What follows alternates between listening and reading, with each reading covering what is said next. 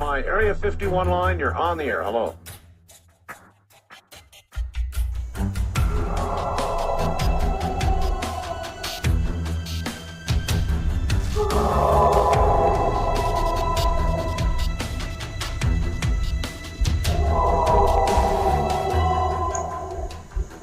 Welcome to the Blondes and Booze Paranormal Podcast, where what you've known as reality will be shattered by the truth. Krista and Brandy will lift the veil from your eyes, revealing what has either been hidden or denied you for eons.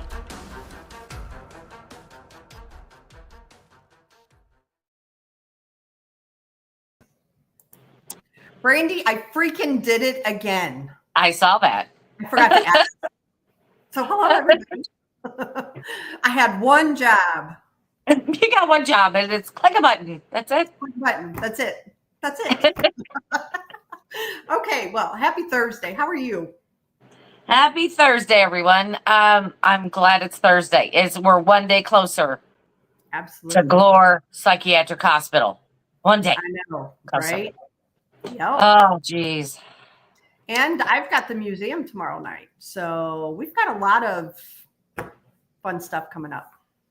Yeah. All I got is 2 sleeps and a wake up. I'm ready. I got one sleep. One sleep. So Yeah, anyway, I mean, appreciate everybody being here though. And there's a lot of people in chat. And if you haven't done so, please subscribe to us. Yeah. Go ahead, Brandy.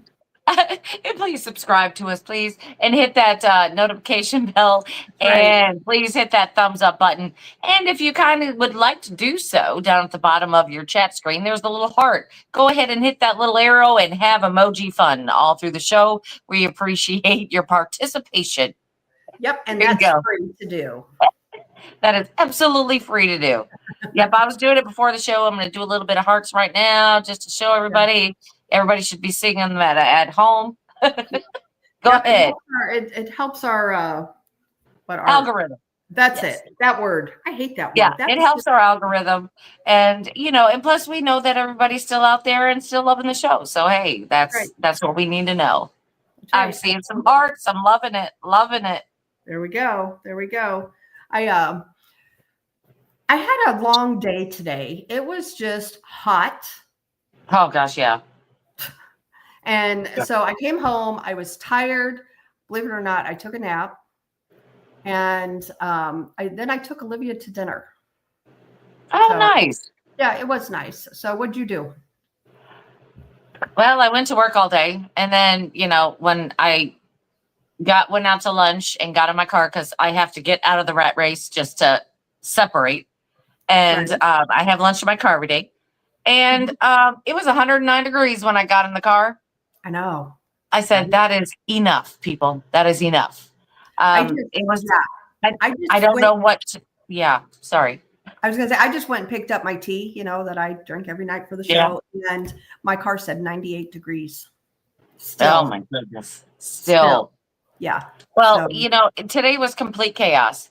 I don't know. Like I said, again, I don't know what's going on. And it's just complete chaos. It's like nobody is focused. Nobody's, if somebody's got some insight maybe of what's going on, right. of maybe, where the moons are or what are we doing out here? What are we doing?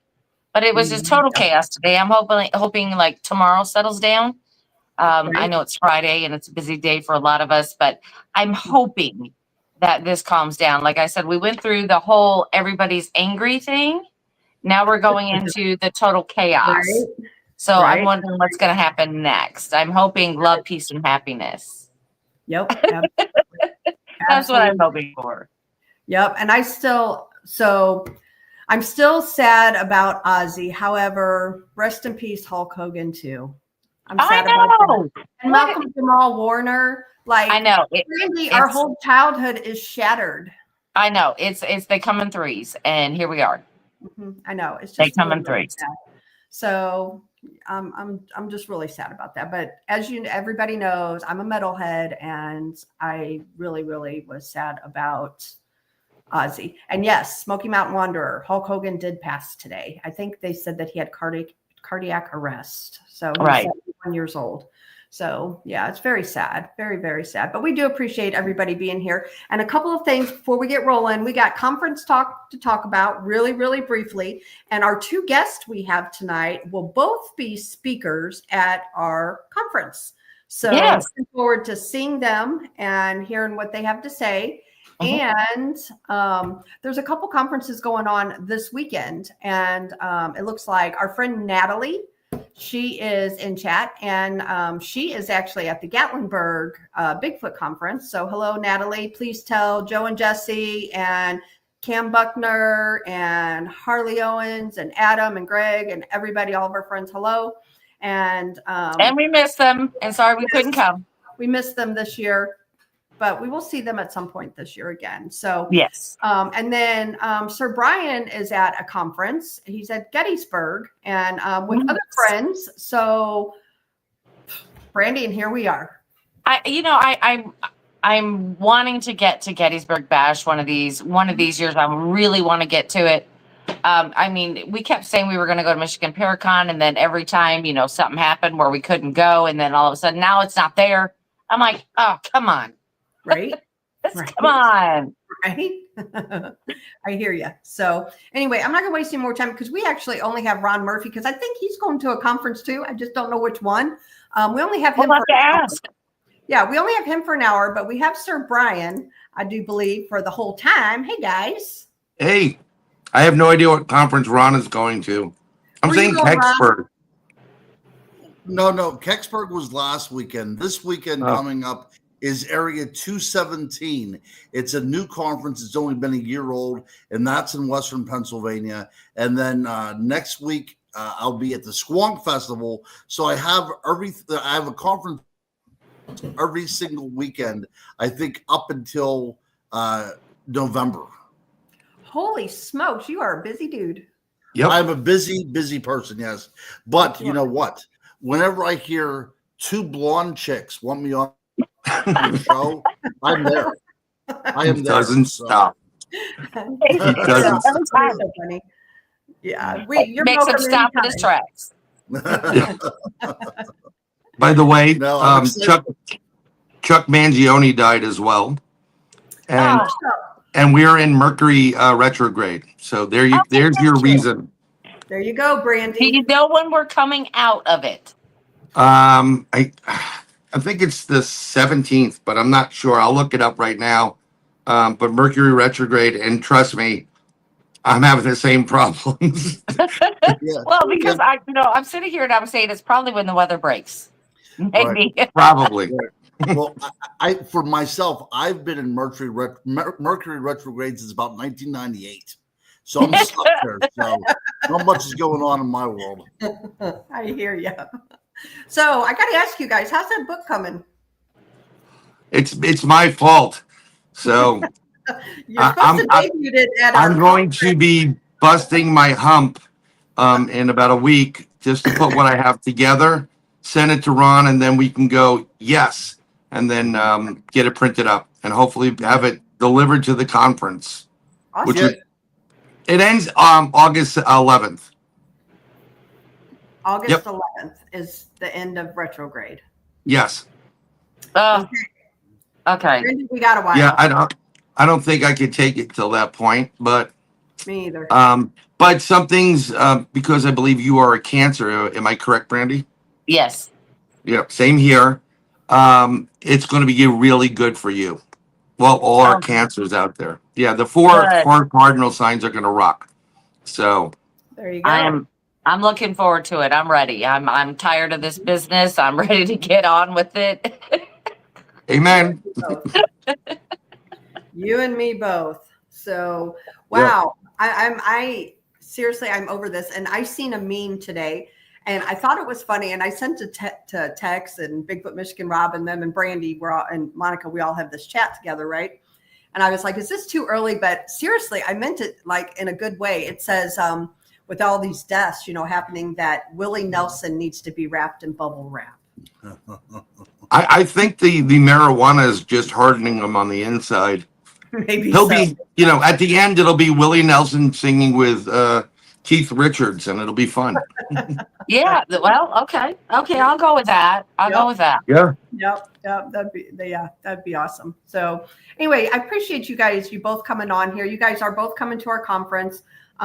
We've added a couple people. I don't know if you guys know that, for a special guest. Actually, Natalie Smearman, who's in chat, she's coming with Greg Ogles.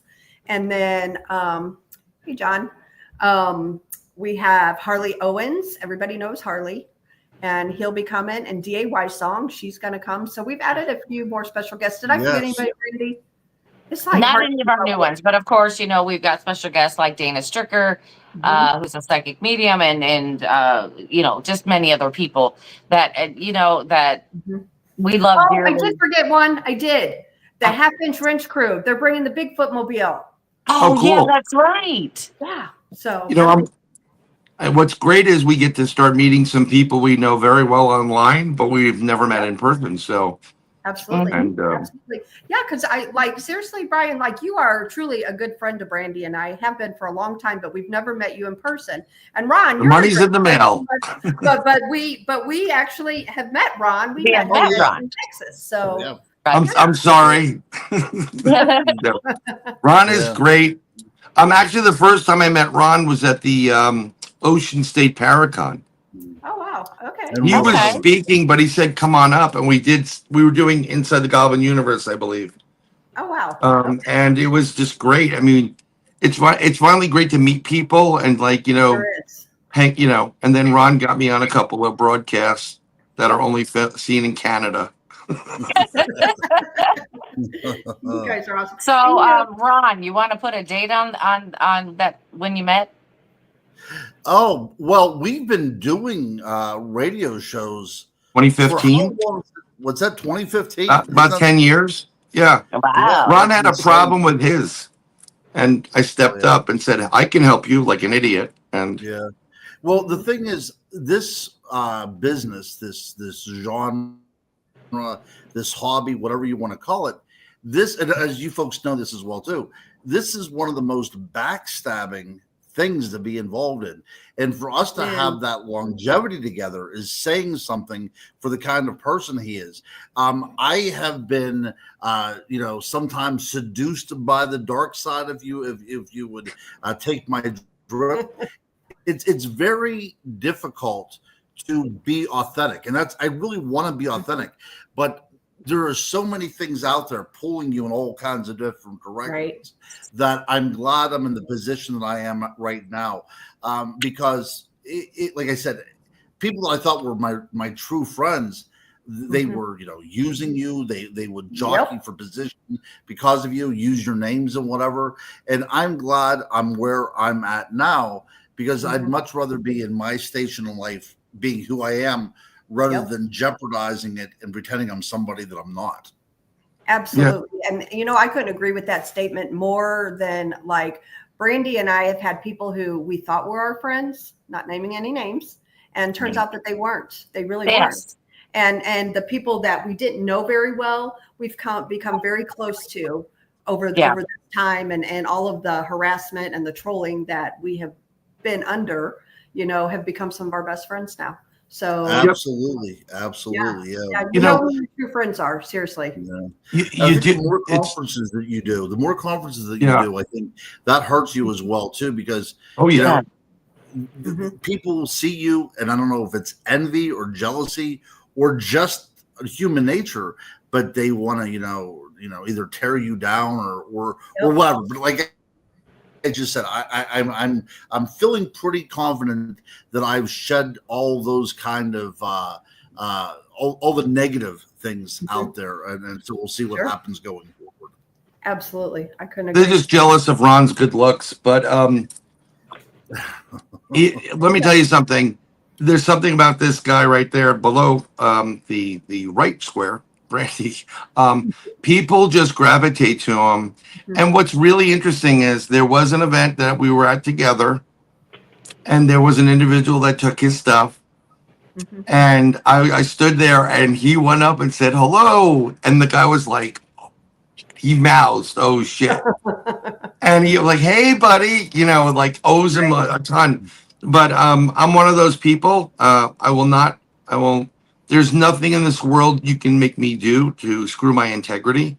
Right. What you see is what you get. Yep. I will be very blunt at times, but I'm a very good man. I can be a nice guy, but I can also be a son of a bitch. I think we had this thing before, and if someone's harassing people that are my friends, and when I say friends, I put that out there as true friends, don't do it. I'm just going to advise people not to do it because you will become a paranormal subject. Yep. Exactly. And the thing too, doing this, like, as you guys know, like, we start out doing ghosts and you sit in dark rooms and absolutely nothing happens for hours and hours on end, so like your reputation is everything. And there are people out there who fake evidence and oh my God, understand that, your reputation doing this, everything. And even like when Brandy and I actually do get evidence, like we'll ask each other, okay, do we have any doubt on this? If we do, we throw it out. We will not bring it up and present it to people, because if we have a doubt, then you're going to have a doubt, and we don't want our reputation tarnished. And your name and your brand, your franchise is your names. It's not just Blondes and Booze. It's both of your names, all of our names. And what I decided when I was doing work with Bronxville Paranormal Society, I said, okay, but the only we're doing it is this. We are going to release all the raw footage. We're publishing it. Then I'm going to be the idiot sitting there one step at a time listening. Did he say something? And then like, okay, great, mark it, enhance it, and then send out what we think it is. And then we're going to have all these fans that are in your chat be, paranormal investigators. What better way to get in on the action than to post a couple of videos that you said, this is raw, we didn't touch it yet. Why don't you see what you can get? And it actually helps you out because it's kind of like, remember the old days growing up when you wrote a paper and you would give it to mom or dad or whatever, if you had that, to check to see if the grammar is right or the spelling. Some people didn't do that. They said, oh, I did it myself. But when you look at something over and over and over again, you miss the little things. So you need a fresh perspective. And we caught on an investigation, we had a Dogman in a photo, and we had another photo, we had a Bigfoot. And a listener on one of these shows, the podcast, I think Al was doing it. It's actually my photo that was up there from the investigation, and he circled it, and it's right there. You can see the Dogman's snout and the ears. It looks like a German Shepherd. And then the Bigfoot kind of looks a little bit Harry and the Henderson-esque. It doesn't look like a feral one. You would see some. It looks a little bit more. It's not a blob squatch. I'll tell you that straight up. You can see the conical head, and he's kind of hanging out really, really low. Right. And we never would have caught that. We must have looked at all those photos from screens the size of a phone to 115-inch TV sets. Still never caught it. Wow. Pretty amazing. Yeah. We I don't know if you guys have met Will Lunsford, if you know who he is, but the name sounds familiar, but no. Okay, yeah, you guys will meet him at our conference, and I'm going to have him show you guys. He has a picture of a gugway, and and you can. That's a rarity. At it, you don't even. It's not even circled, and it's plain as day. When he showed it to Brandy and I, Brandy are like, "Oh my God, that's a gugway." She said that. That's the first thing. That's what I said. I looked right at it and said, "Oh, there's a gugway." So remind me at the conference to show you guys that picture, because definitely love to see that, because it's very rare to find them. Even in the wild, it's very rare. They're very, they're like recluses. And that's like a baboon snout. Is what it looks like, Yeah. And he captured that down in Falk, Arkansas. So they have Alba Witch that are in PA, correct, Ron?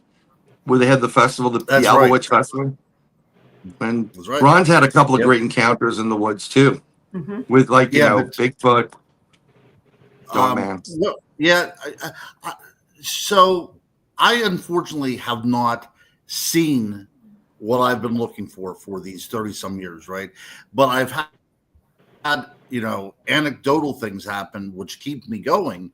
And the other reason why I keep on going out into the woods is from hearing stories from Bryan and from people at conferences, because this really keeps me curious, and I'm going down all these different rabbit holes because people are vicariously taking me down those rabbit holes. That's one of the reasons why I think conferences are so essential to what we do, because it's a network where we're not able to do it in any other way.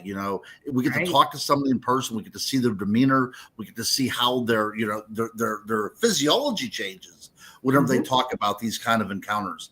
And I'm looking forward to going down there to Missouri to talk to people about their sightings, because we know that there's something out there, right? And even though I haven't experienced it, I'm still on the quest to find out, what is lurking out there in the shadows. Yeah. And let's talk about that, because there are so many different people, think just Bigfoot, and a lot of people don't even believe in Bigfoot. However, but people think, it's just a Bigfoot. And I know when I first heard of a Dogman, I'm like, what the F are you talking about? Same here. Yeah. What the heck is that? Nothing like that. That can't, werewolves aren't real.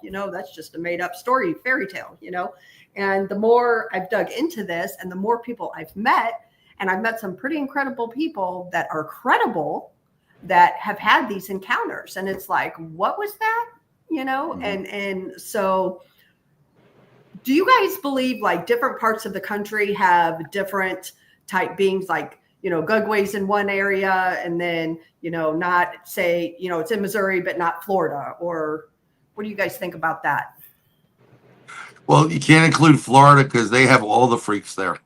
And I'm in the state now. I'm a Floridian, but I think there are certain areas that are exclusive to certain, like the Gugway, the Alba Witch. There's something about the terrain or the territory that suits them, like any animal would be. Not, you're not going to have a saltwater fish in, freshwater areas. So it's kind of think about that. You may have something that can go into a brackish water, which could be either or. But I believe Bigfoot is everywhere. If you have Bigfoot, you have Dogman. Yeah. But there's certain parts of the country, like if you go to Ohio, the Ohio grassmen, because there's so few people that travel to that area, they're very aggressive. It's like the Yeti. The Yeti is super, super aggressive. And a little bit more cannibalistic. They're not afraid to take you out. Whereas a lot of Bigfoot in other areas, they're used to the population. Sure. So you'll see them more. But I think there's probably certain creatures that are exclusive. But I couldn't really, the Jersey Devil is one of them. Right. But I think the Jersey Devil really. Say again? Well, you're right. I was thinking of the Mothman. I'm sorry. Didn't mean to interrupt. Well, see, but this is the problem. There is something in New Jersey. I've seen something weird in New Jersey, but it does have a Mothman type feel and vibe to it. Right. And I'm not doing this to pat myself on the back, but I did a program called Into the Unknown with Cliff Simon. He was Ball on Stargate. Right. And it was really weird how I influenced that show, because I said, well, do you want to know the background and what I think it is, or do you want me to stick to what you want? Sure. And I explained it. I really do think that the Jersey Devil, Mothman, and there's a couple other flying cryptids in the area, they're all related. And I think they're more interdimensional beings than like Mothman, than exclusively like Jersey Devil. The Jersey Devil was created by Benjamin Franklin, by the way. He was in competition with the Leeds Almanac. And when he came out with, I think, is it Sir Richard's Almanac? I think Ron would know that. Yeah. And what happened was the Leeds were putting in astrology into the almanac, and they were supposed to be religious individuals. I don't know if it was not Mormon, but along the line of you should not be talking about witchcraft. So what they did was that he looked at the Leeds crest, which was a griffin. Okay. and it has wings and a tail like a devil. And he said, they're the devil and they're worshiping the devil. And then there goes the Jersey Devil. Yeah. You know, So, do you think that these other things are hanging out in the Pine Barrens there's, along with it? Good I mean, definitely. There's that whole area is, I don't get spooked too much. That's a spooky area. yeah, it's odd. You ever, I mean, you ladies been on investigation. You're like you're going to an insane asylum. By the way, whatever the big room is in the insane asylum, you're going to see a very tall individual, hair in front, in a white robe. Just going to tell you. And I'm looking at it. It's going to be on the right side. You Write it down, said tall. Very tall in like a white gown with its head down and the hair down. You're going to see it. It's going to be noticeable. Someone's going to capture it. But there's certain parts, like seriously, when you enter the state of Pennsylvania, no offense, Ron, you go, there's a ton of woods in your state, and it's so thick and it butts up against the highway that I will swear to you, you can have 10 freaking Bigfoots standing right at the entrance of the woods. And it's so thick, you would never notice. Wow. Yeah, that's true. So what Bryan has said is extremely pertinent, and I look at things just from a slightly different angle. So I have been, researching for a number of years, like Bryan. I've been close to things. I do believe in the woods, but I've had a lot of other ancillary things happen in relation to experiences that lead me to think that we're not dealing with an animal per se. Okay, we're not dealing with something cryptid, but we're dealing with some sort of energy or frequency from this world itself. So I'm very much into elementals, and I've been following the idea of frequency and the idea of fluctuation and things like morphic resonance whenever this stuff can actually take shape. And I'm actually pursuing right now my goal of Reiki, which is just, I think, a culmination of all the things that I've already been investigating. Sure. I think that the power of the human mind can be influenced by cultural events and by folklore, which is like you guys were talking about, the Jersey Devil and all that kind of stuff. Now, by extension, if there is an energy out there, whether you call it a fairy or an elemental or what have you, that is able to impact upon the human mind, that there is something out there, then we will then fill in the blank spaces and ascribe to that particular energy that is manifesting itself to us in a way that we want to see it, right? And I think that there has been examples of this throughout history, whether we're talking about dragons or, as Bryan said, Bigfoot, wild man appear in every country around the world. We have flying humanoids and everything. So I start going down that road, that what we're dealing with here is an intelligent energy from the earth itself. Now, all that being said, that does not explain photographs. Sure. That's a little bit more difficult to explain. But it's my feeling. I mean, that's why we have things like a lot of blob squatch photos, and we don't have any bodies and things. That there is more out there than just something walking through the woods. Yeah. Yeah. I've talked about this encounter before, but we were out and we were investigating, and I had was taking some rocks, not throwing them, but just kind of tossing them a little bit. And then we were hearing some type of activity that we could not explain. It was too big for some things, and it was just kind of crazy, and it was happening all around us. So what I had done, Bryan, I think you were on when I explained this. What I had done is when I moved forward towards the tree line and got close to the tree line, everything kind of went in a blur. It's like, and this is at nighttime, and I realize it's dark out there, but it just kind of, everything went into a blur. And I had this feeling come across like it's dread. Like this is as far as I should go. I should maybe back up. It was just that overwhelming flight or fight, Yeah, and that fear, was but it was just purely flight. And I was like, I got to move backwards.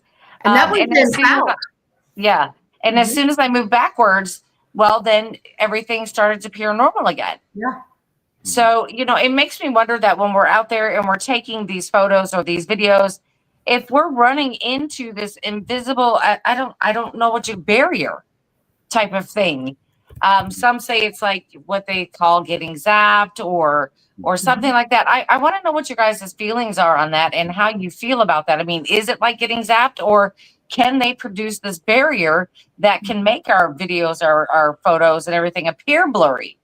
I mean, because that's why we're coming across all these blurry photos. So, my personal, there's something called infrasound, and Yep. infrasound can play on your nerve system, right? So there's a lot of animals. Actually, there's a few dogs that do it. Lions do it, seals, and Bigfoot is known to do it. And what it is, the rock throw is great. It's a little bit like, if it's kind of gentle, it can go either way. You'll feel the vibe because you're intuitive. You'll know, like, okay, we're allowed to go to a certain point. When they really start throwing bigger things, that means stop even coming forward. When you didn't stop, they used infrasound to prey on your nerves. You didn't hear it because it's in a different frequency, right? But that preys on your nerves, and you feel uneasy, you feel scared, like a fear cage. That's why I think I mentioned to you on the show when we did talk about it. The first movie to use infrasound is The Exorcist, and that's why it was so scary. Right. Okay, they used infrasound at the right spots. So I do believe there's something, they have the ability to do that. But when you I was flesh and blood for the longest time. And then I had a couple of experiences, and there is absolutely no way you can go from point A to point B in an instant unless you're opening a portal, going in and coming out the other one. And then that's where everything changed, because it'll explain why we get blob squatches, why we get cameras drawn, the batteries dying. If these creatures, and I believe they do, have an inability, unbeknownst to themselves, to change their physical appearance from what you see flesh and blood into a molecular structure, which is all energy. And in order to change, it takes more energy to convert energy than anything else. So they're drawing from whatever they can get. And the easiest draw is your camera. And the camera is going to get drawn. The recorder is going to die. They're going to use it instantaneously, and then you're going to see them disappear. And then they're going to be in a different form of energy. And a lot of times it's a quick suck, and then the battery somehow kind of adjusts a little bit. This is something what they do, and I think they can go interdimensional. I can't prove it. I don't have one. But there's been often times when a Bigfoot, Ron had this experience. I forgot what it was on what show, Ron, but I know we had a discussion about it. When you see the orbs in the woods. Yeah. And you heard the Bigfoot, something's walking. Well, when they get into that orb state, and you'll see them with Bigfoot sightings, with Dogman sightings, they're changing their energy. In the last, one of the elements is to become orb-like, glowing. And then the molecular structure will, dissipate into smaller bits, and then it goes into another dimension. So that's why you're going to see the orbs. It has nothing to do with UFOs. It has the innate ability of this creature to do that. And what Ron was saying, with the frequency and the sound and the vibration and resonance, they vibrate at a higher frequency, so they draw from other frequencies to get to a higher level. I don't know, Ron, your impression, or I think you said it actually quite think you're well. on mute. That kind of sums up everything, because as I've been noticing these orbs in conjunction with different type of sightings, I now have also discovered that oftentimes, whether it be Wendigo or Dogman or Bigfoot, there's often this encounter with orbs beforehand, and with a sound to go with it as well too. I've heard sounds like wind chimes going off. Did you just hear something growling? Yeah. It might have Something been my just- dog. I have a 200-pound dog sleeping Okay, next to I me was that just saying, yeah. snores, I thought we and might he be. is sleeping. So you probably I heard might something have been- very loud. So I yeah. was like, I did too. That's I did actually- too. I'm pretty sure it's Hoss. okay. All right. All right. And We'll he's keep super our huge ears dog. open. Yeah, Yeah. he's a super huge dog. Ron, I want to pose this question to you. Now, if it weren't Bigfoot, could we have experienced some fae doing Yes. some different things within the woods? Well, so I am in the camp that I will outrightly claim that Bigfoot is in the fake category, right? Without a doubt, without a doubt. Yeah. Yeah. So if we look around the world, we can do this. So even in Native American cultures, First Nation cultures, Bigfoot straddles the line between this world and the next world, right? It's that conduit between two worlds, much like you would talk about the European Fae. So whenever we talk about Bigfoot being the purveyor of a soul of the dead over into the other world, that's pertinent in some Native American legends. Also, there's also the Pacific Northwest this idea that never take food offered to you by a Bigfoot, the same as we find in fairy lore as well. And in Scotland we have the Gray Man, which is kind of Bigfoot-esque, but it can also appear as a mist, and it can shape shift and everything else. So I think that what we're doing here is that we, as a human race, don't like to talk about fairies because it seems antiquated, it seems superstitious. But up until the time of the Victorians, who made them into these little Marilyn Monroe characters, they were absolutely believed it. That the people were opening up their gardens to let things go to and from, and building around trees and sacred places. But in our world now, nothing is sacred, right? Everything now is very vulgar and very mundane. So the things that we used to call supernatural, or things that we called divine, now have taken a back seat. But that does not mean that it still doesn't exist, right? Just because we in our infinite knowledge we don't acknowledge it, does not mean it's still out there. Right. And from all the research that I've done, whether it's in sound or whatever frequencies, I am convinced that it's just kind of like Reiki. The idea that there is this universal tuning fork out there, Right. that has been set off this vibration to which we all belong, right? It's still going out, and all the creation is still along with it. But we have decided, who we are as humans, that we are no longer going to participate in this universal vibration. So everything that belongs to that vibration is unfamiliar to us because we've left that world behind. But if we go back 100 years, 200 years, it would have been very natural, right? This would have been the world around us. But now we put up walls, and now we're afraid of the dark, and we lock our doors, and we have, electric lights to banish the nighttime and everything. We've separated ourselves so much from the natural world that anything out there now seems supernatural and frightening.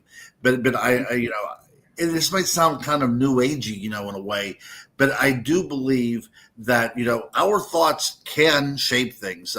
Dr. Emoto, with his work on water and the molecular structure of water, and talking nicely to plants and everything, it has proven that thoughts can affect what is around us. So if the earth has a heartbeat, and if the earth has a thought, and if we're talking about the Gaia theory, and fairies are the firstborn of the earth, if they have intelligences and they have thoughts, then why can't they affect us in the same way that we affect things around us? Sure. And Well, go ahead. No, Ron, I believe Ron was the first one to propose that Bigfoot is part of the Fae in his On Fairies book, if I'm correct. It's been a while since I've been involved with that one, but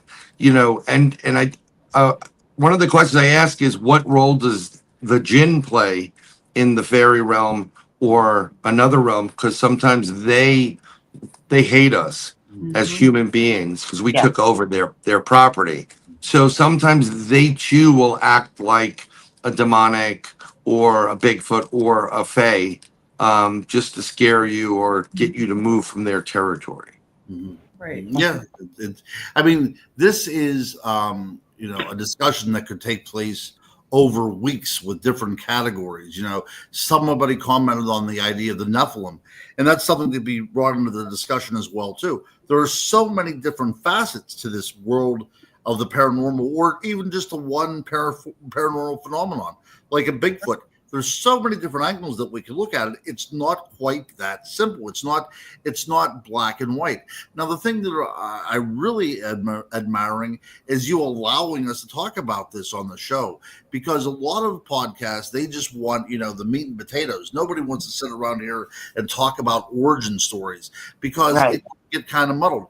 But unless we speak about these kind of things, unless we kind of figure out the genesis from which all these kind of things that go bump in the night arise from, then we're just spinning our wheels, because we have to look at the overall picture to understand what we're so passionate about in this life.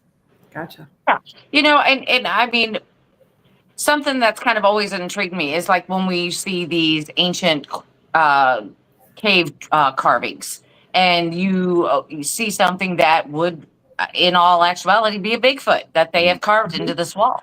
But a lot of them also will have drawings next to it of perhaps an alien or a UFO or something like that. And I mean, it could draw you in that direction, because what if Bigfoot is alien, and, not all aliens have to have green or gray skin. They could be furry too, I suppose.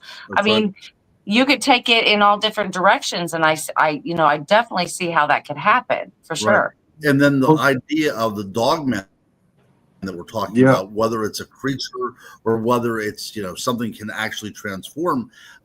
In France, in the one particular cave over there, we have the this little chamber of the magician, it's called, and there in the rock art is about 25,000 years old, is a person changing from a human form into an animal form. So we even have that belief that's so intricately tied into our DNA that our ancestors were accepting this as something that was factual, well before, we had, society. And another thing you have to understand, this is really going to blow people's minds if they're not aware of it, but there are depictions of Saint Christopher who looked like a dog. He had a dog's head. And if you look up Saint Christopher in front of your computers right now, you're going to see something that looks like would be a Dogman. Interesting. Yeah, so Saint Christopher is sometimes depicted as cynocephalic, a dog-headed person. And somebody asked me at the conference, actually the one that we were at in Texas, why that was so. And it's really hard to get to the matter, because the Catholic faith is doing a disservice to itself by portraying one of its saints as this kind of image. So my theory is that we are using elements of paganism to, there we go, right there. I see it. Yeah. Oh yeah. Elements of paganism to show that the salvation of Christ is for all of creation.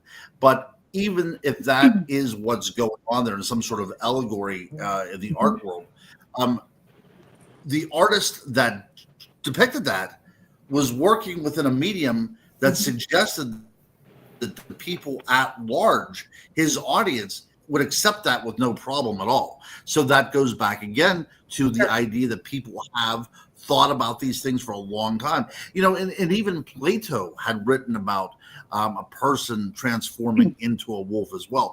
It's not just like, Lon Chaney. It didn't start back in the 1950s. The idea of a person changing into a beast goes back, like I said, to our time in caves. And as we look through the progression of human history, we see that people have been burned at the stake for belief that they were actually transforming into these murderous monsters. So everything that we talk about here, none of it, history doesn't exist in a vacuum. So everything that we're talking about here shows that there's antecedents and there's precedents to all these things.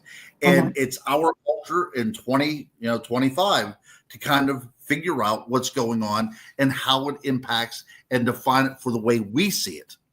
And then if you take a look throughout history, all these different cultures around the globe, and that supposedly didn't intermingle with each other, from the Asian culture to the African and they're depicting the same creatures in the water, on the land. They're depicting dragons, they're depicting Pegasus, they're depicting sirens. I mean, there has to have some kind of weight behind it. If they're all seeing the same thing in general, and you don't want to really assume, but I'm going to, these things existed. Now, what happened to make them non-existent now? Were they killed off? Was there a timeline thing? Was there a portal? I mean, we don't know at this point. But there's tons of stories. I mean, I'm sure if you go back to both of your, Ron could do it too. I mean, I didn't have it too much growing more metro area. But if you can go back in certain parts of the country and you ask your grandmother or you heard your great grandmother talk to you about, like in Appalachia, if you hear whistling in the woods, you run home. They know this is part of their culture because there are things that exist that are here to do you evil. That's why we say the Holy St. Michael prayer, because it's not only the devil; it's everything looking for the ruin of souls. So just think about that before you go heading out into the woods. Yes. So just a quick sidetrack here, and as I complimented this show for offering us a forum to discuss this kind of thing, I want to give a big shout out to Josh Turner, because I think that oftentimes he is not quite given enough praise for what he has done with his two particular Dogman conferences.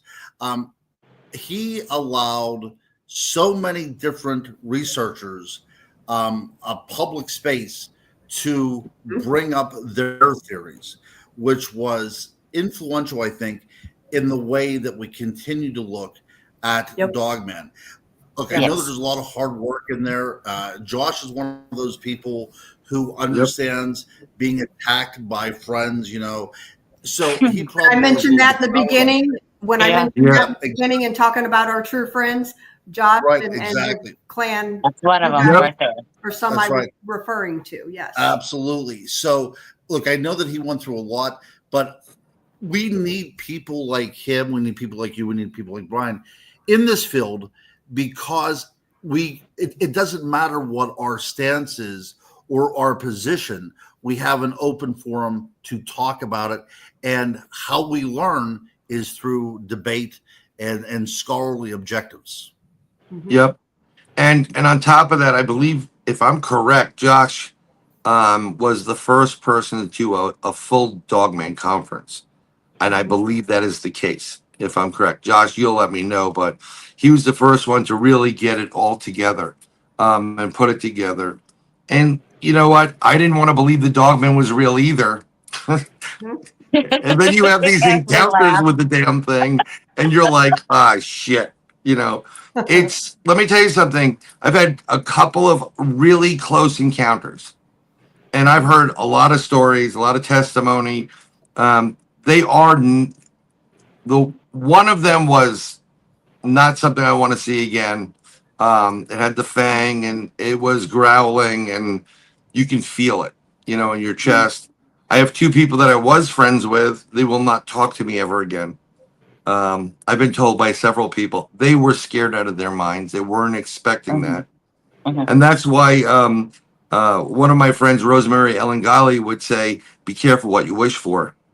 Because, you may want to go see a Bigfoot, but you may get yourself a Dogman instead, which is what happened. But you know what? It is real. I think it's really aggressive, more so. But there are also, nothing's happened to me. We were able to move out. I think it depends on the individual and the situation. I think, Brandy, if you kept moving, you weren't going to like that. And I don't know if you would have gone in the woods for a while. I've heard horror stories of things, and you have to understand. I've also heard a story with a woman walking in the woods. She was normally walking down a trail. I think it was a logging road. Like she lived in the area, like total woodsy, and walking, and she was getting the rocks with the dog at night, and kept going like dusky, whatever, and they got the bigger, and they came up against a Bigfoot that was doing it, but they ran the wrong way. Instead of running back, they went out of the way forward, and this thing kept chasing them. And then, long story short, it was warning them that there's a Dogman up the road. Ah, And then the Bigfoot interceded because he, not to say the dog was going to do anything, but I'll tell you, when you meet these things, you make your own decision. Yeah. Because it's unnerving. we've said it before that, I mean, almost every single, I may be one, but every single encounter story we've had or heard with anyone has been not so nice. Mm-hmm. There's only been one that's kind of been, it wasn't horrible. Honestly, but Bettina Moss is the only Dogman encounter that I can think of that I've heard that was not super scary. Yeah, that wasn't terrible. The other ones, you get the snarling and the, all of that kind of stuff. So I don't ever want to meet one. I want to see one, just not close, just far. Yeah. One was about 20 yards away, and the other one was about 15 feet away. No, too close. And what was really, this was at night, and it was sitting on its haunch. It's funny, you have a 200-pound dog. When your dog sits, it's pretty high, right? It's about 4 feet high, roughly. Okay, so like I said in this whole thing, I didn't want to go to the bathroom on these graves, on unmarked graves. It's it's sacrilegious. So I did it by the car, and there it is. It's sitting there on its haunch. I'm 6'1" tall. I'm on a 3-foot grade. That makes me 9 feet 1 inches tall. This thing sitting down 15 feet away from me, just in the shadows. Its snout went up to my nose. So if the thing stood up, it was you're looking at, like a 12-foot to 15-foot. Yeah, 9, 10, 11, about a 12-foot being. But what I was like, it was really weird, but what unnerved me about it, it got unnerved before I started using my spidey senses. Whenever I got goose pimples, stuff was going to happen. Right. That's how I started. Like, oh, goose pimples. S is going to go down right now. And it does. And then this thing, literally in one fluid motion, just lowered itself. It disappeared. I saw it go down. Then it went under a log and disappeared in the dark. I got the goose pimples. My buddy Al Al, he's screaming at me, "Get in the car, bro!" And I got in real quick. And I think the reason why I didn't have a bad encounter is because I'm in New York, I had a machete across my chest, behind my back, and on my side. 3 of them. Had I not had those, I don't think it would have lasted as long as it lasted. I would have been dead. Yeah. Yeah. Wow. Man, you guys have given us a lot of food for thought. And Ron, I know you got a conference. Whenever you got a bail, you just tell us. Yeah, you know what? At what time? At 10 o'clock, I probably have to go in order to be bushy-eyed and bright-eyed or whatever. But I saw that Ann Selena's in the chat room as well too. We were planning to have a shared discussion down there at the conference, but unfortunately she's unable to make it. But maybe next time we'll have her, because she has a lot to fill in on this as well. And there needs to be more women in this field. I mean, I know that you folks are there, but and you guys do such a great job. But for such a long period of time, this has been a gentleman's club, right? And I do believe that we are ever going to get an answer to these mysteries. It's going to be from a woman, because they have a completely different vibe. They have a completely different approach to how they investigate, that I think, and I'm not just saying this. Lauren Coleman actually said as much as well too, that there will be a woman investigative team that uncovers the truth about Bigfoot. But yeah, I was just saying this. I'm glad that Ann is out there, and I cannot wait to work with her again in the very near future. And I can't wait to see you guys. There's still a few more minutes. I'm just saying my goodbyes because I'm sure Bryan has a lot to talk about whenever I bid you adieu. Yeah, I want to throw something out there really quick. I was chatting with Ann this morning, and her and Ken are in the lead to be like America's couple. So you guys need to go vote for them, and I'll share it actually on Blondes and Booze. So yeah, for sure. We'll get the link out there so you can vote. Yeah, they are so cute together. That's I voted for them. I know that. Yeah, I have too. And then Ann has been delightful in sharing my OnlyFans link as well too. So that.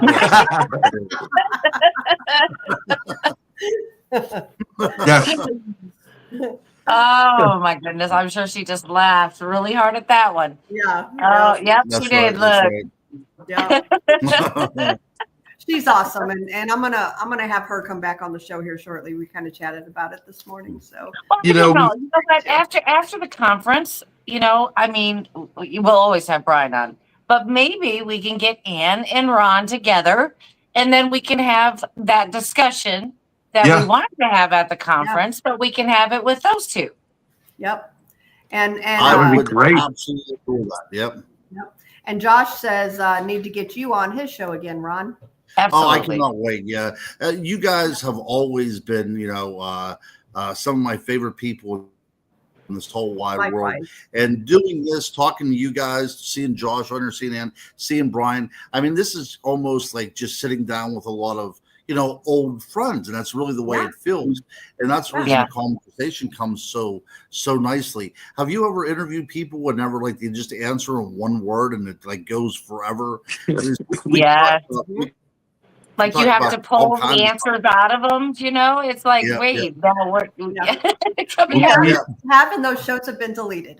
Yeah, we had a show like that. Yeah, we had a show like that, and I wish I have the text stream between Ron and I. I'm like, I'm dying here, buddy.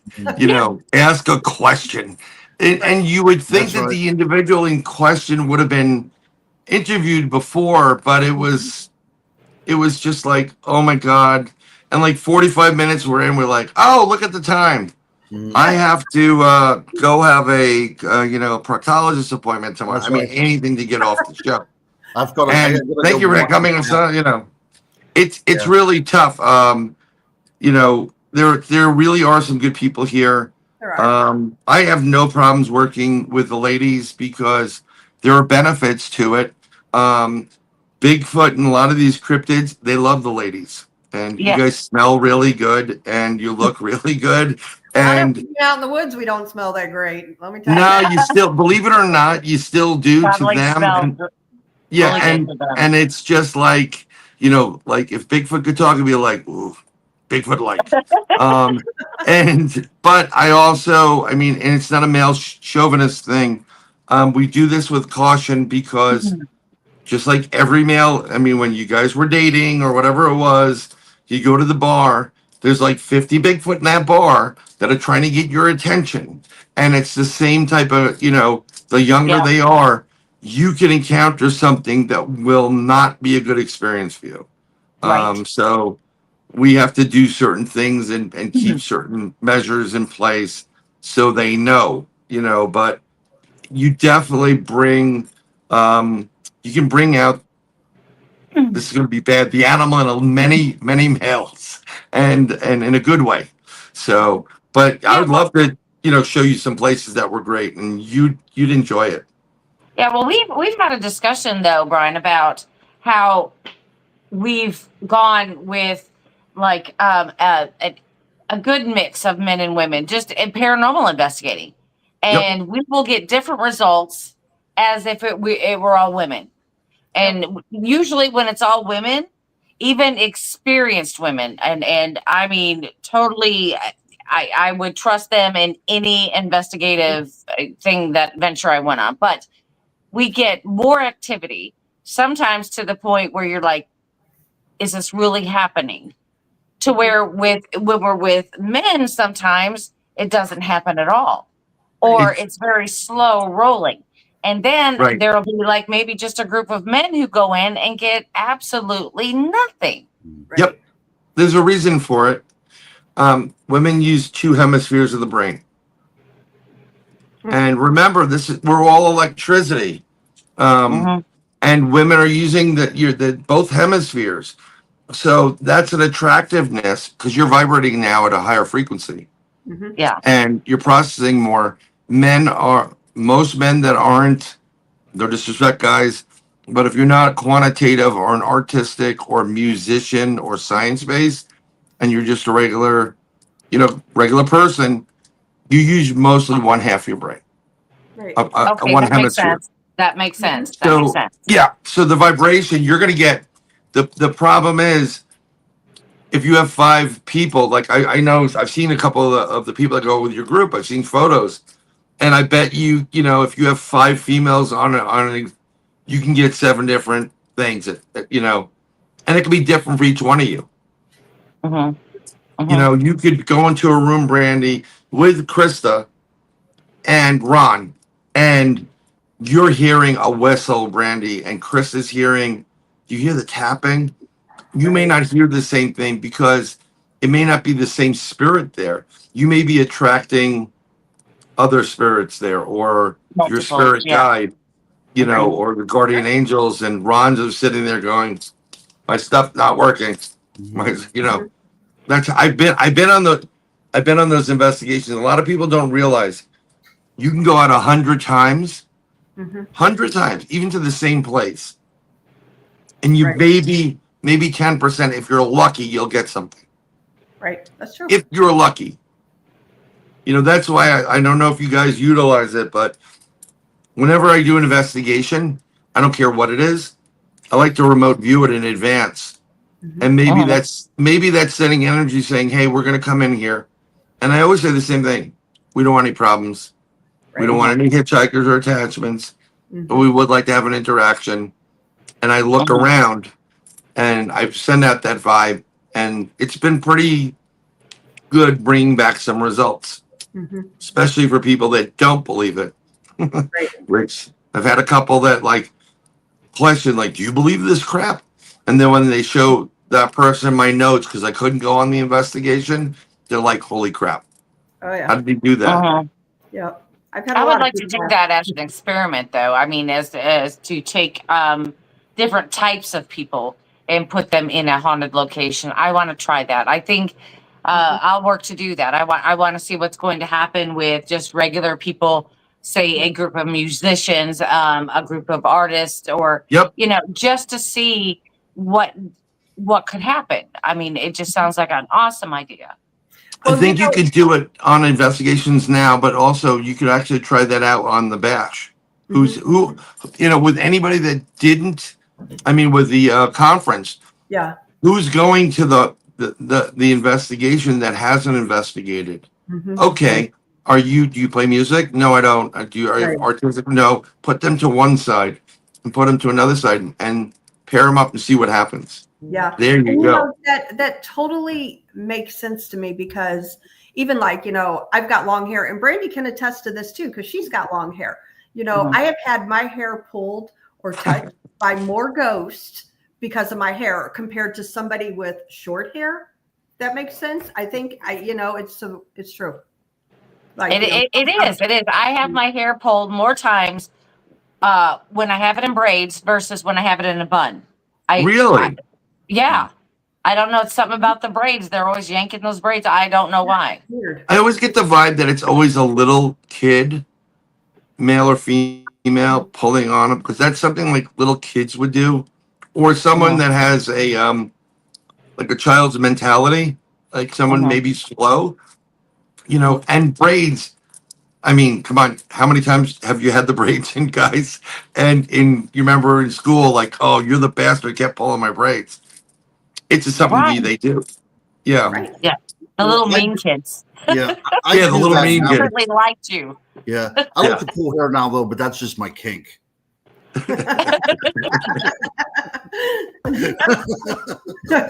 No comment. We're not going to say anything on the show about that. Okay. That's for all after the show when we're back there, BSing. I don't know. But I really have noticed that though, like just my hair, that it attracts ghosts. It really does, Mhm. I do see that. It's like when, it's like when I have it in braids or it's down, it gets pulled more versus when I have it in a bun and they're not trying to pull the bun as much. I guess it's because it's like Bryan said, it's kind of like that. I think it's that little mean kid that secretly likes you and pulling your hair and, that sort of thing. And, but then I think, could it be that nasty, spirit that we sometimes run into that's just doing it just to irritate you? Yeah, it could very well be that, but I always get this vibe of I have no problems with little males. Mm-hmm. There's something, it's been throughout, it's always the same case. Whenever you hear a little girl you want to play, I'm like, go back to hell. You are a demon. It's always that, it's in the movies, it's everywhere. I'm like, I'm out. No, I don't want to play it. And what was really interesting when your dog actually was growling or made that sound, Snoring. Sorry. right? No. It's really interesting because the dog we have is an Australian Labradoodle. He turned 1. And I know I told you guys my apartment's buku haunted. I mean, it's like Grand Central Station for hauntings. And he's just looking up. And I get nervous when a dog, and bigger they are, the worse it is, gets nervous and they hide behind you. Yep. That's when we have a problem. Houston, we have a big problem. Yeah. I've seen that with my brother's Rottweiler, 150-pound Rottweiler. Mm-hmm. And I saw that dog duck and was like, he did not want to be in that room anymore. And when you can do that to a big dog that means it's time to go. Oh yeah, for sure. And too, animals, they are so sensitive to the paranormal and everything around. So I had there's a haunted location out here. It's called Lost Valley Lake. And years ago, we'd go out there because, there's a lake out there, there's swimming, there's all kinds of fun things to do. And I had one of my dogs with me and I didn't even think about it that, ghost wise. And I was like, I know at this one location, there was a 13-year-old boy who committed, unalived himself on a playground. And I was like, well, if you want to pet my dog, that's cool. Well, I wasn't even thinking, well, my dog started freaking her shit. Like you could definitely, something obviously was reaching down to pet her, but she wanted no part of it. So yeah, the animals are just so. That's weird, and then those are good though. Even though we're investigators and stuff, we too succumb to those moments where we're passing something which is actually a spirit. We only realize after the event, and you're like, like that. Yeah, it's I don't like child ghosts. No. It's just it hurts. Yeah, I'm a softie. It hurts my heart when kids go, really young, and it's really, unnerving, and I don't like it. Here's my philosophy on children ghosts. And I've said it before, and I'm not saying all are, but like the true demonic, they want to get to you any way they can. They want to bring you down. What are we open to? We feel sorry for children. We feel sorry for pets. We feel sorry for the elderly, so we're willing to open ourselves up to things like that. So my personal belief, a lot of these children ghosts are not actually children. They're trying to portray as something else to get you to open yourself and invite them in. Hence what that's what I said to you. It's like, shall we play a game? No, get out of the house. Like, you go back to hell, you demon child, No. And, but, unless you know of an event, and my daughter was, I wasn't there. I was interviewing a tarot card reader for my show who was really great, but her mom went to go pick her up, and when they picked them up, it's like there's the middle school, there's a canal, they walk over, and then there's the high school. We park in the high school to pick them up, and when they did that, two kids were messing around, and these are the kids, the type of kids that did it. One kid, and they went underneath a tractor trailer, like they carries like a D10 or like construction equipment. Mhm. One kid broke some bones, and the other kid's head was crushed and died instantly. And a couple of days after that, police do the cleanup. But when we went there, the spots, I can see it. It's really not, and I can feel it. And everybody was like, "Are you all right?" I'm like, "No, I got to move out of this area." And I moved out. But every time I would go past there on the median was this kid, Landon, who died. And he's sitting there like, you ever see a kid sitting with it resting his elbows on his knees? And he's like, and he's kind of looking like he looks like what the heck's going on? And I just keep saying the same. I slow down by where I see him. I'm Landon, go to the light. Just go to the light. Yeah. And I did it for like a week. And now I don't see him there anymore. And I don't see the spot anymore. But that's unnerving. That hurts. Yeah. Yeah. I mean, he's a troublemaker kid. But as a parent, if you are a parent and you hear of these things, it instantaneously your heart drops. Oh yeah, for sure. Yeah. Yeah. Because that's the thing, we all have a soft spot for children and animals and the elderly. At least I do. Yeah. Mm-hmm. Yeah. It's yeah. All right, folks. I'm going to use this as a time to say. Okay. Thank you, Ron. No. It's so good. I cannot wait to see you again. I wanted to be on this show so badly. Even knowing I had something to do tomorrow. Bryan, tell everybody there I said hello in beautiful downtown Gettysburg, Pennsylvania. Yes. And I'm looking forward to being on here with Ann sometime. And Josh, get in touch with me again. And we'll do this again very soon, guys. Yeah. Thank you very Ron. much. We appreciate you. Thank you, Ron. And then he was gone. And then he was like, "I'm out." I'm out. I gotta go. Bye. He's got to Like dodge. my son does to me. He's talking to me on the phone and he's like, "Love you, bye," and then hangs up. I mean, it's just not even you got to bring him say "love you, bye," and then hang up. At least you got the "love you, bye" from him. Yeah, that's Yeah, so "love you, bye." You got to get it in there quick because there's, Yeah. Boy, I can relate to that, Randy. Yeah, it's just like one day that they'll come to you and they'll it's just circle of life, right? Kuma Matata. I usually get pick this up for me.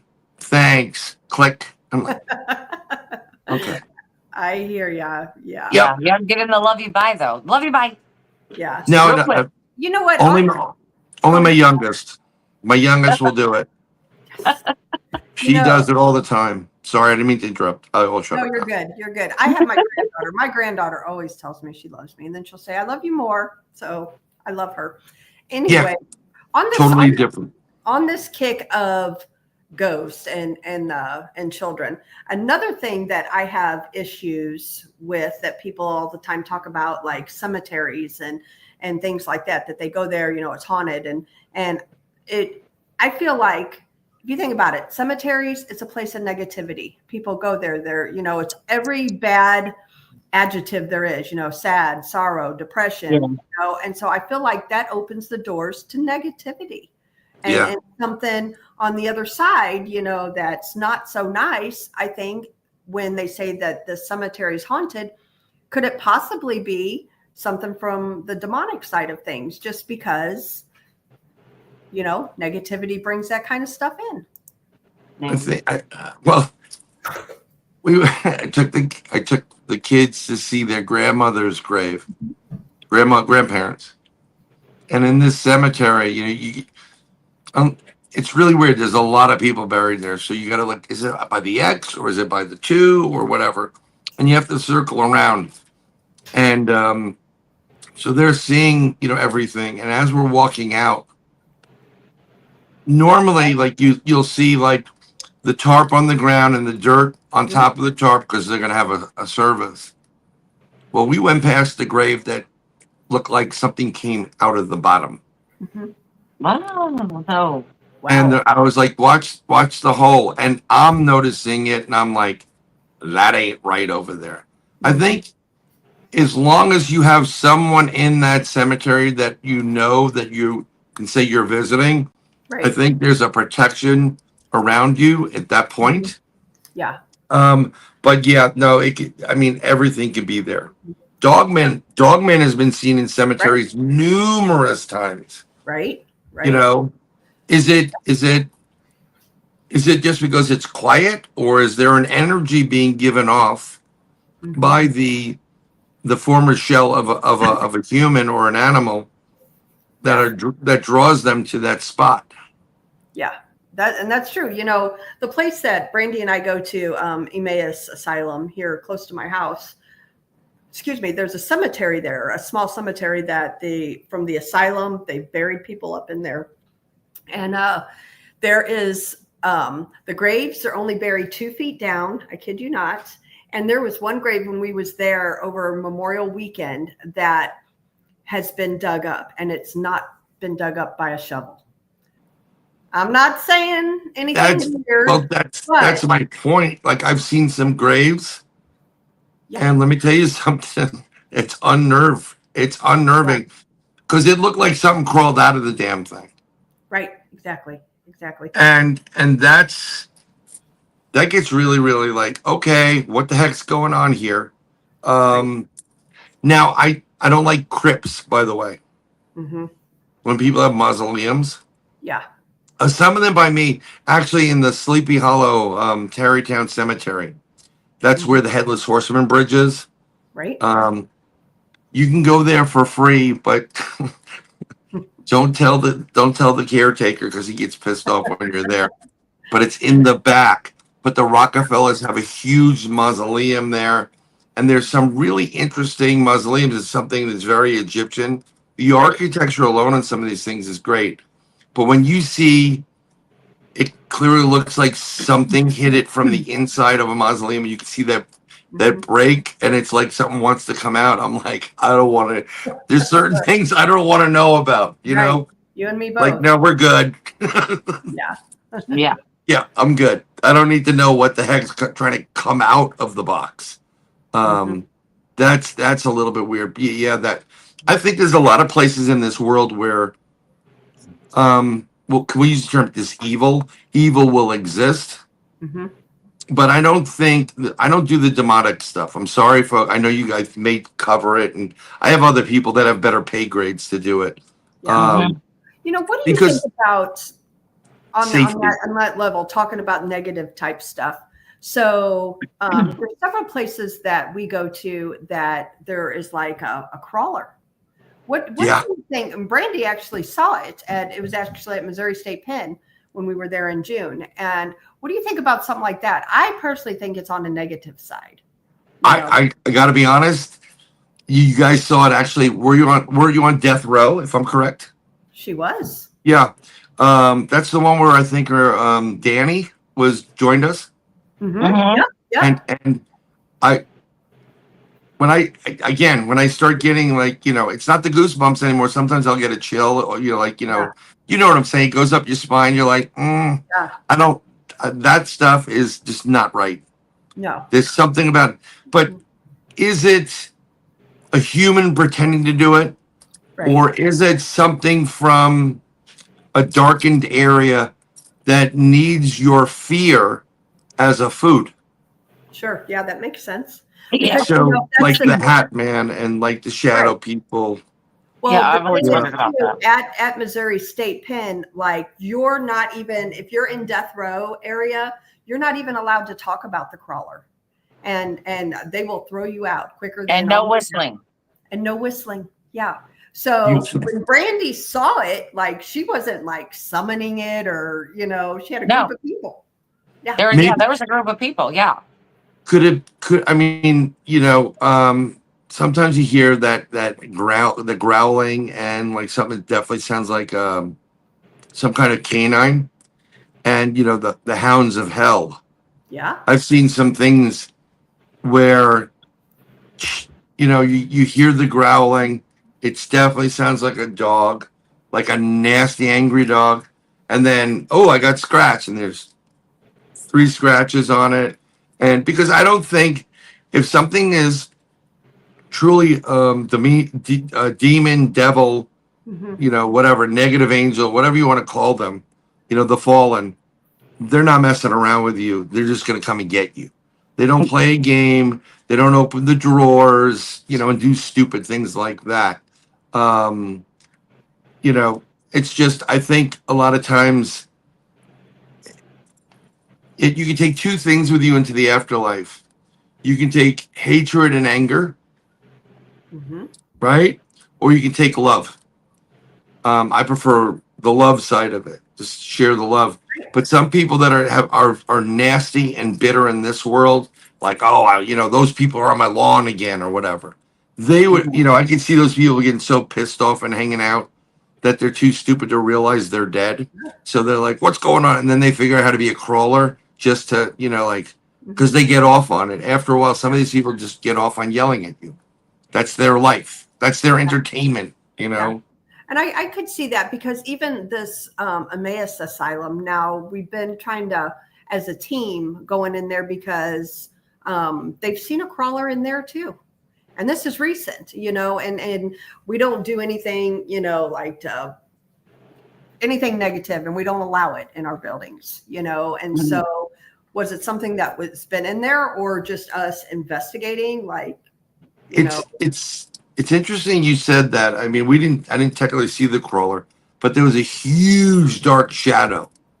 And I think you guys mentioned a shadow as well in one of those images from the prison. But I think there's an element in all these institutions where the mentally not well hang out there, and that includes people that commit crimes and criminally insane. And I think whatever this crawler is, it's attracted to their energy and maybe be hanging out with them to utilize them, and like a leech or a parasite.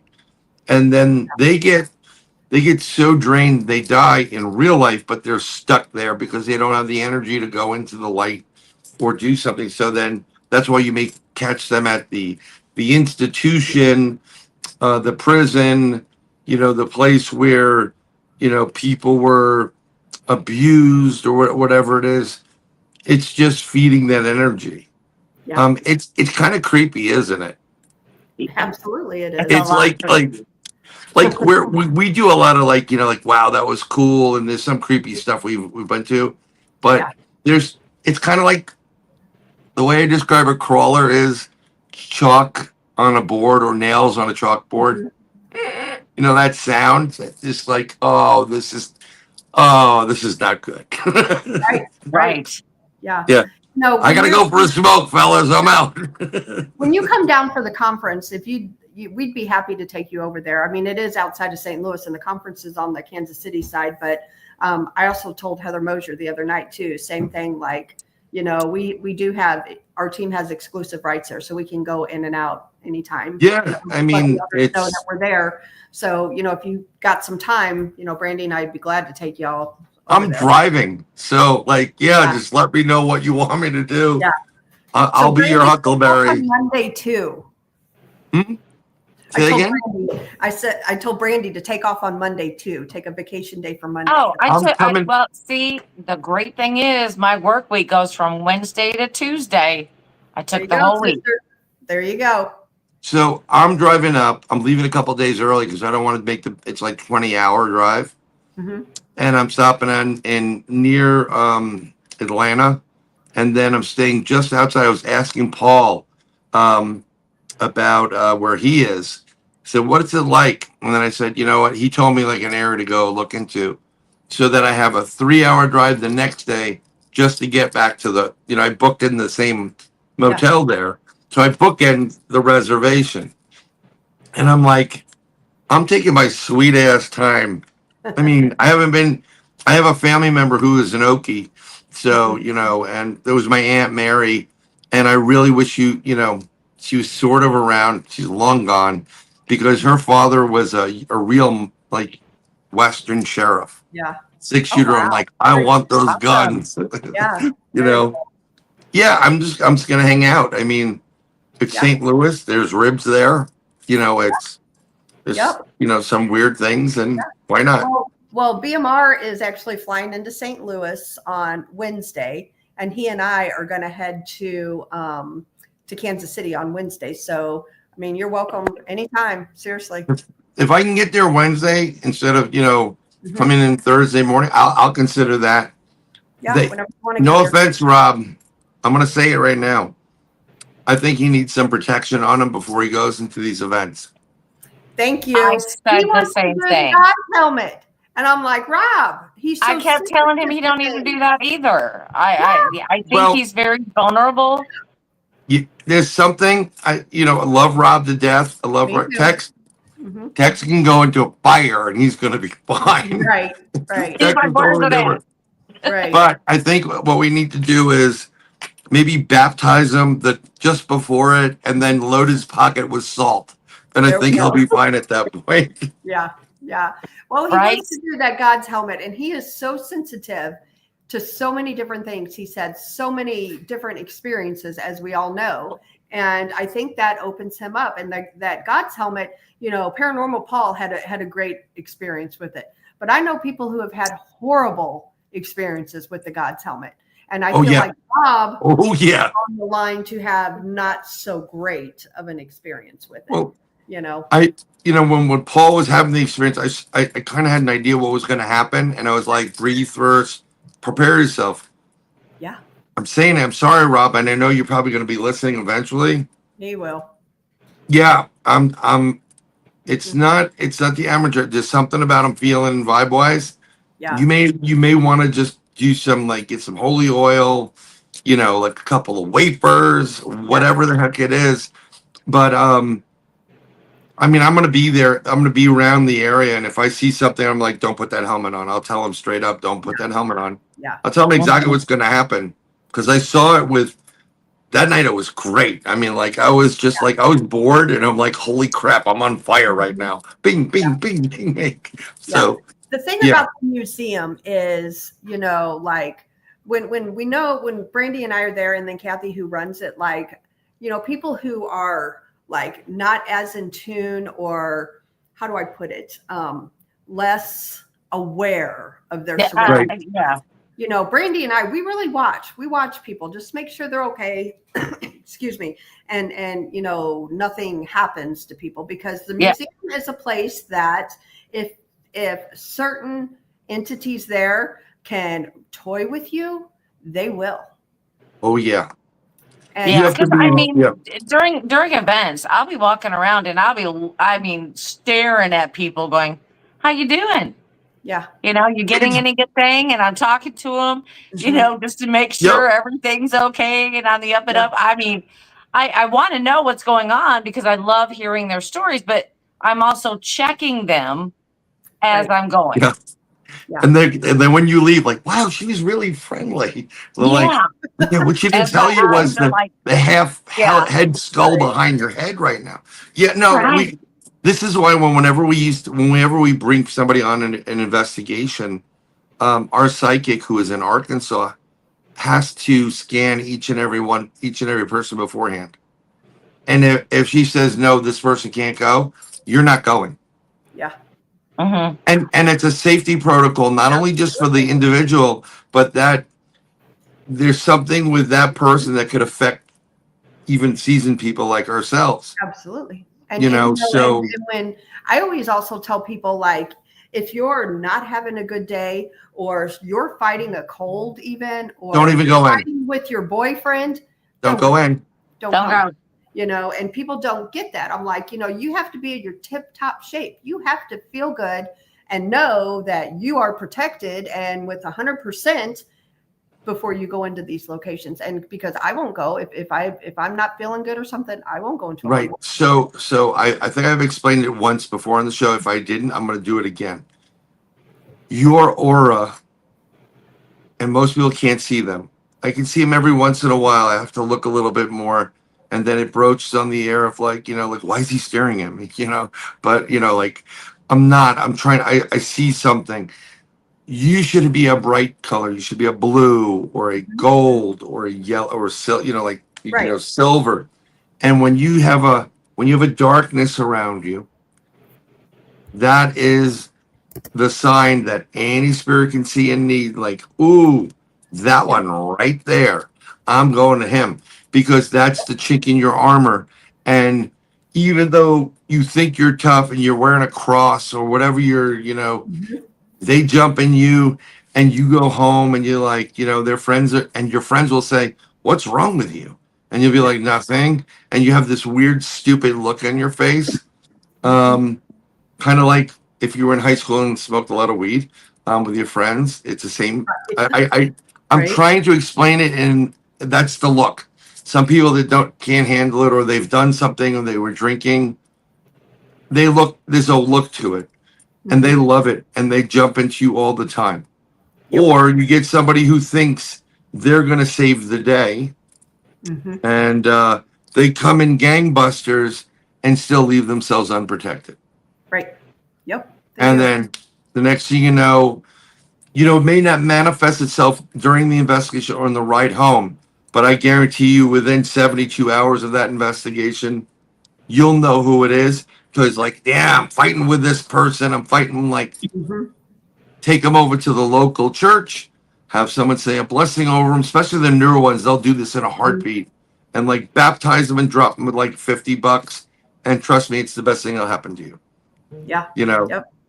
Yeah, it's definitely it can be a scary thing, going into Oh, some yeah. of these situations. Oh, And yeah. I feel like, it's our responsibility, when we hold these events, to have people's backs. And we do. I mean, our whole team of Haunted Souls, and then when we just do the Blondes and Booze thing, we watch people, and Brandy and I actually witnessed where we saw this. Wasn't a demonic entity, it was just a nasty entity, but it was jumping people, and it would go from person to person to person. And it didn't, Brandy and I, but we don't put up with any of that BS. We weren't vulnerable. Yeah, they're not going to jump you too. Vulnerable. It was jumping. Yeah, no, because here I am going, oh, this is BS.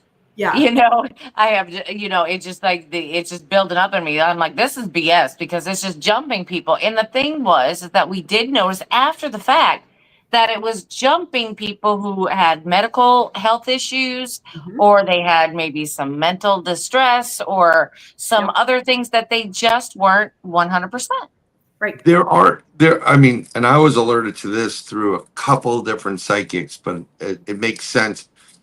There are certain entities that exist that are specific to mental illness, Parkinson's, cancer, and there's something about it they live off of. So you'll see them jumping people, and if they somehow get into a ward, usually in a hospital, there's a couple of people that have seen some stuff.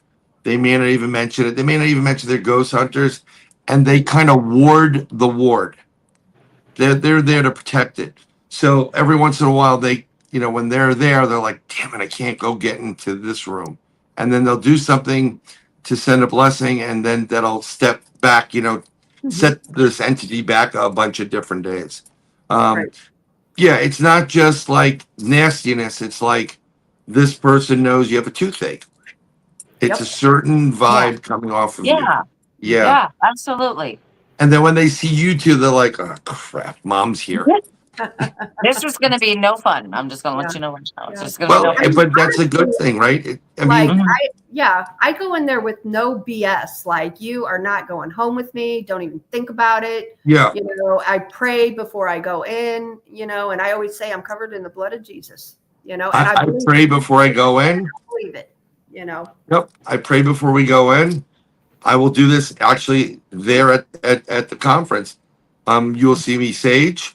You'll hear me pray. Anybody wants to say a prayer, I'm going to say anybody wants to say a prayer. And then I sage all the equipment and everybody, and like nothing but love and light and, whatever. Yep. And then when we leave, I do the same thing. And I say a prayer, parting prayer, prayer for traveling. And then we leave. Another thing I do is it doesn't matter when the investigation is, when even I get home, which is really bad sometimes because it's not the greatest thing. Mhm. I'll get home 3, 4, 5 in the morning, and I can, it's one of those days where the day off, I'm good the next day. Right. I take all the clothes off, put it in a bag, tie it up, because I'm washing it the next day, and I shower, and I use the shower as a cleanser.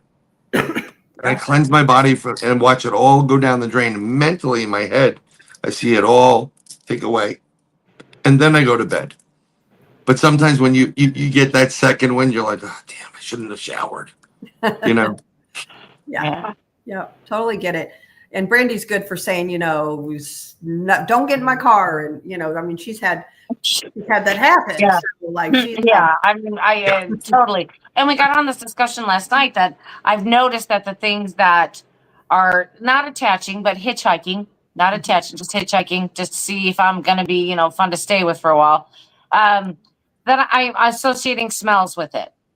Yeah. Definitely associating smells. The first big one was it was an oil, like a cooking oil, but it smelled like it'd been used too many times. So it kind of had that burnt smell to it. The I know second exactly one what was you're like saying. yeah. Yep. And then the second one was like a cabin smell, like an old cabin would smell, not moldy or musty, but a cabin smell. And it had Yep. kind of like fresh wood chips smell with it. It was weird. It's not a musk. It's not a musk. I know what you're talking about. Yeah. It's a staleness, like a staleness to it.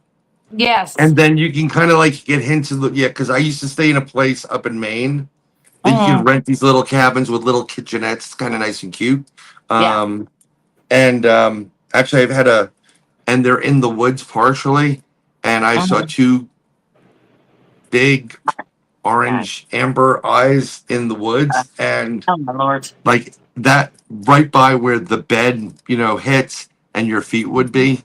Yeah. And someone, we were with a couple of people. I'm like, close that damn window. Not that it's going to do anything, but close the window.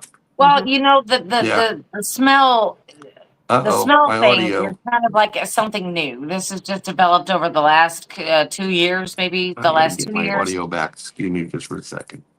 Yeah. My audio on this phone. Can you hear me? Unfortunately, yeah, I can hear you now. Okay.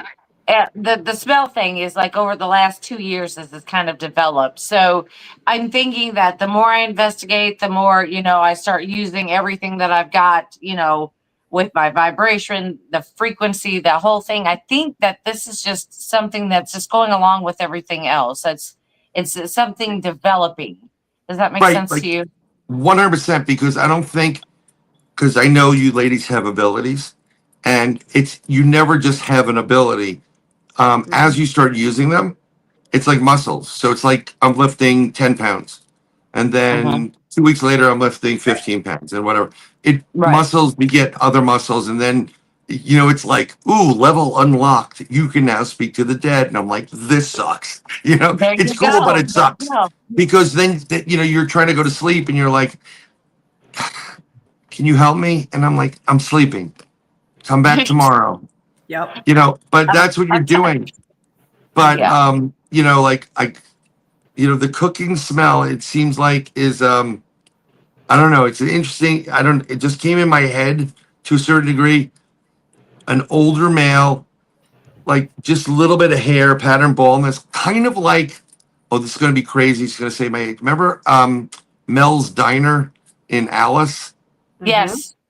Mel, kind of like that, but a little bit more bloated, dirty, and I know somebody like that. It kind of brought back a memory of somebody that used to work in a summer camp kitchen, and he smelled like used oil 24/7.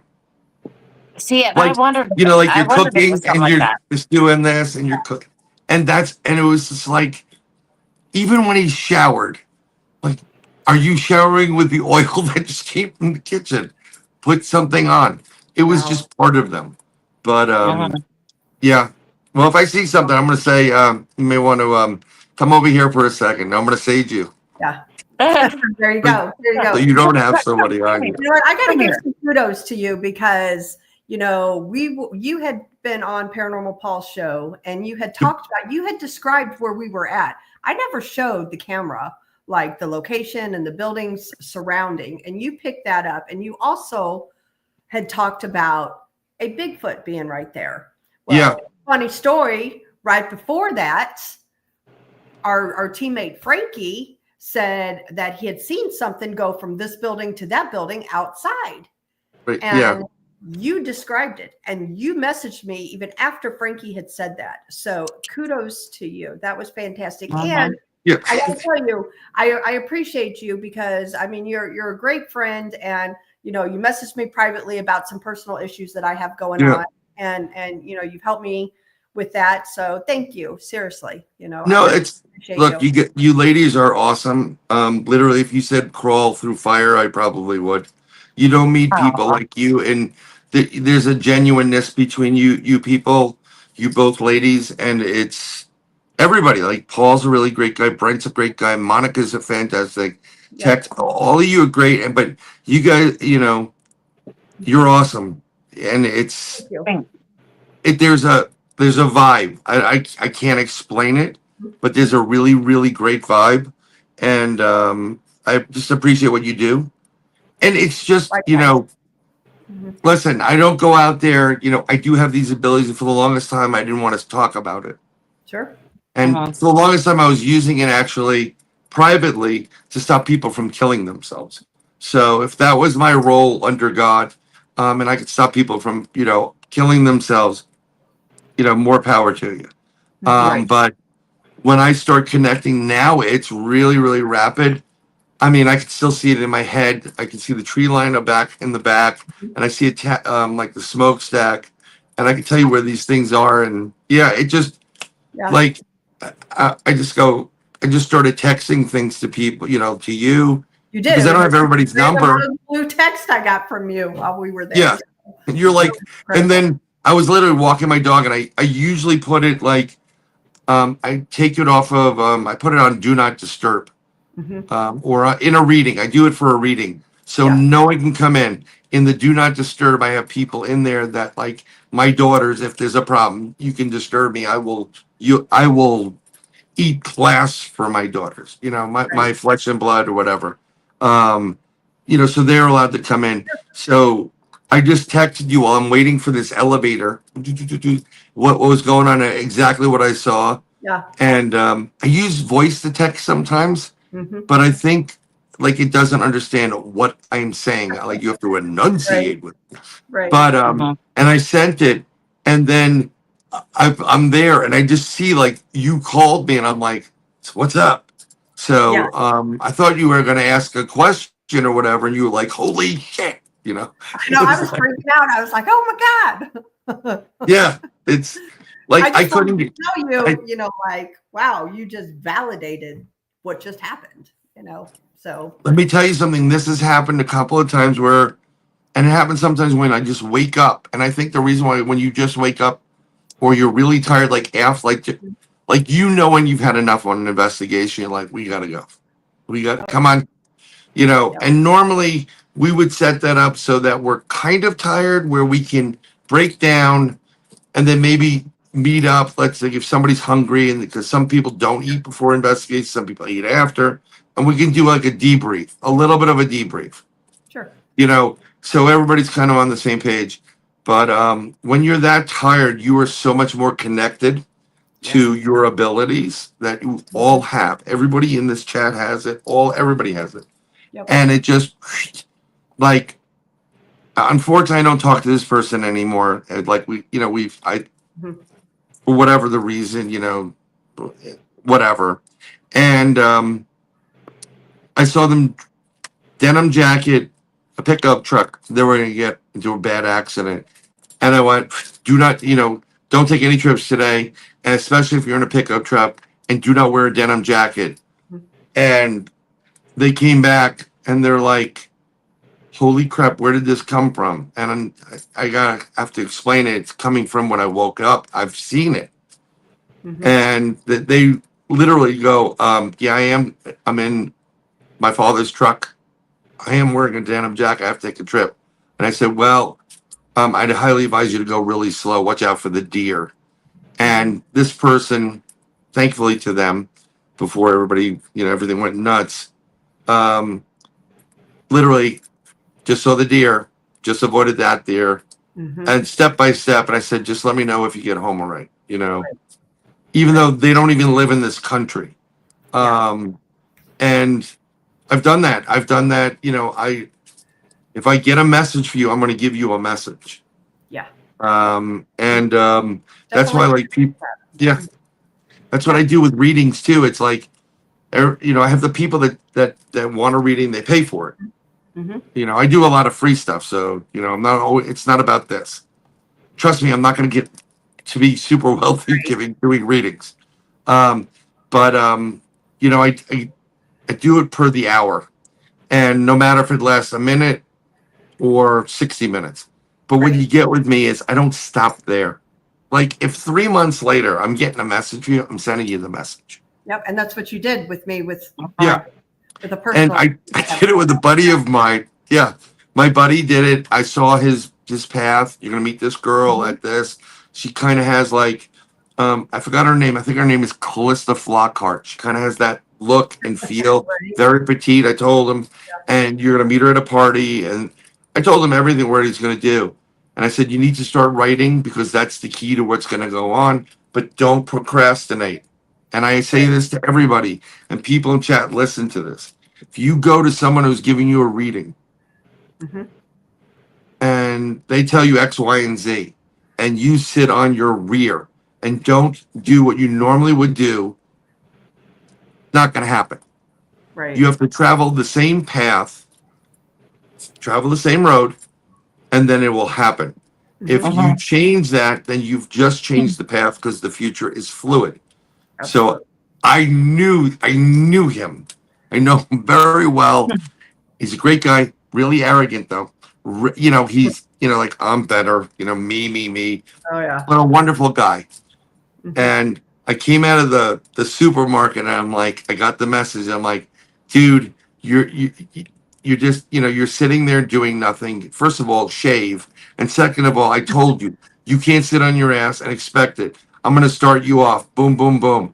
And within a minute of me sending that to him, he goes, holy crap, how did you do that? I was sitting here knowing that I was slacking off and I should be doing it. And I thought about what you said, and then you text me. Right. And I'm like, I'm telling you, because you're supposed to go on that path. It's kind of like, I don't want to get crazy with, there are people, and I don't get into the soulmates and the whatever it is, the true, the different cases of it, right? My true love soulmate. Twin flames, I think it's called. Twin flames, yeah.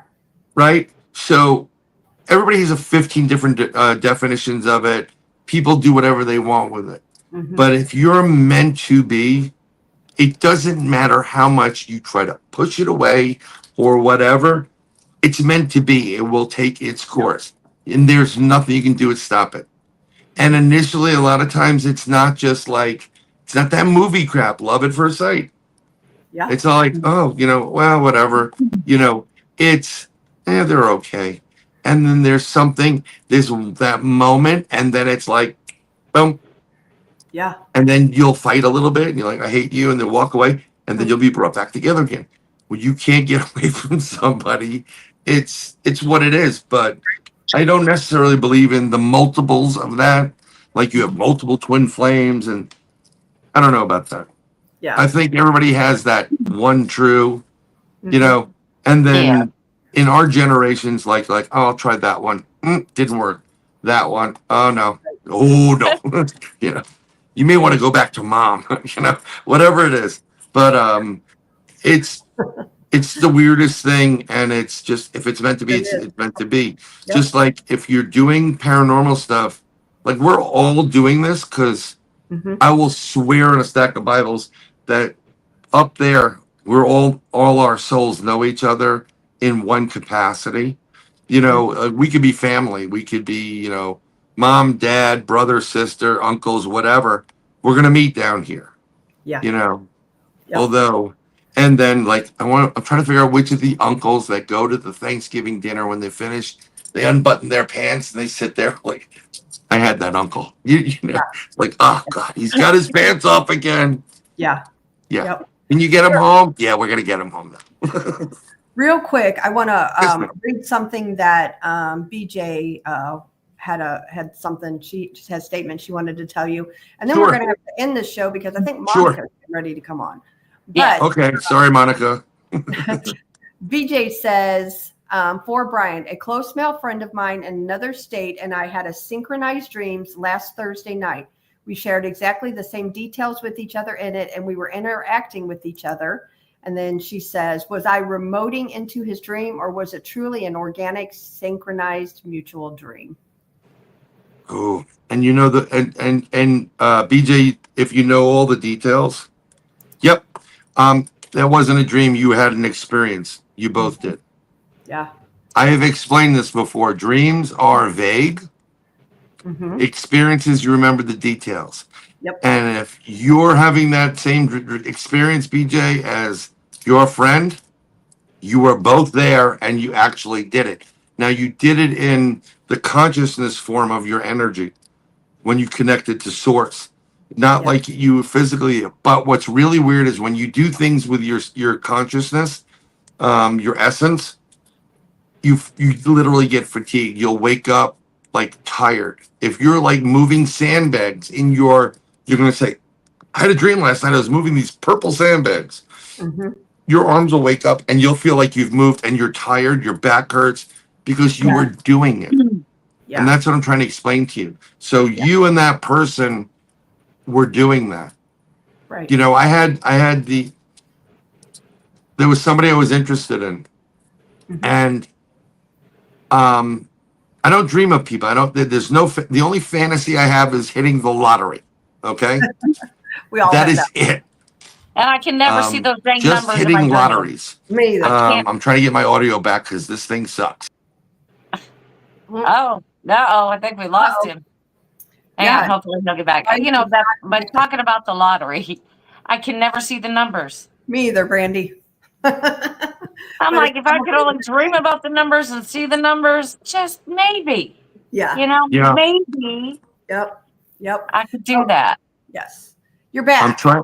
Yeah, exactly. I am back. I'm just, when you do it on the phone, it's not the same thing, but I can't keep a laptop with me 24/7. Although I will have one at the conference because I have a PowerPoint that I'm going to put up with audio and some stuff, video. But,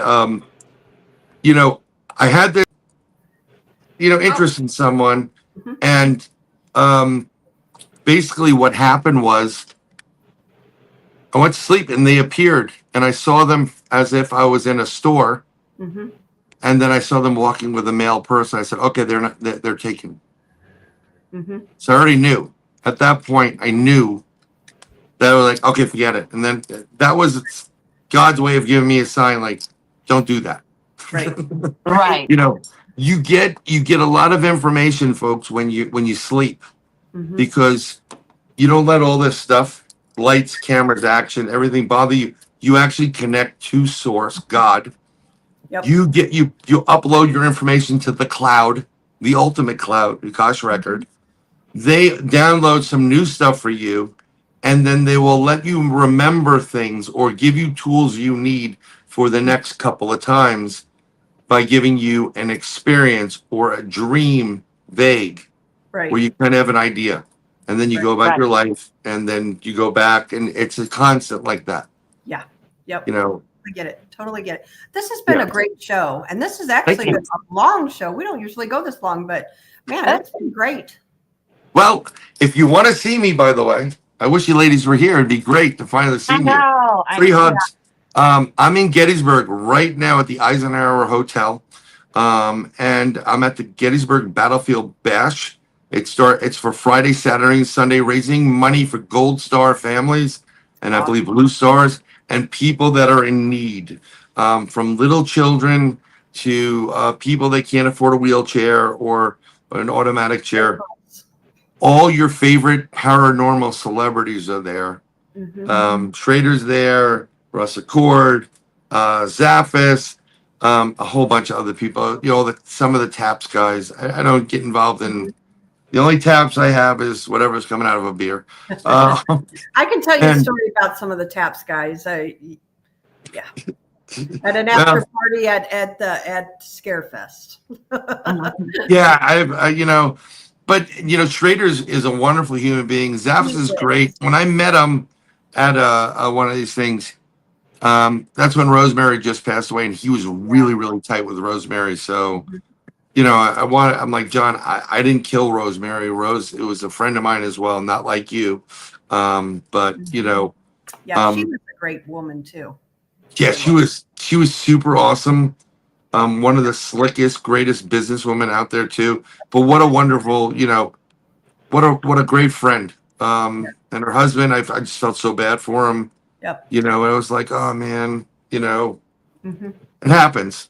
Yep. So yep, absolutely. Well, tell live for today. Schrader that the blondes say hello because he does. I'm gonna tell him right now. Actually, yes. He's probably up. And hopefully we'll see you ladies soon. Absolutely. And have a great show. Coming on, Bryan. All right. Oh, my pleasure. Thank you for having me.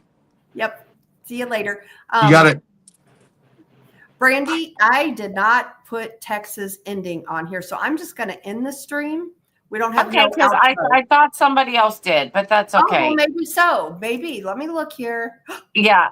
It is back. But I will be back. on. Okay. Krista will be out of town tomorrow. Of course, I will be here, so we will have a show. I'll be on with Bigfoot Michigan Rob tomorrow night, so make sure you tune in at 7 p.m. Central.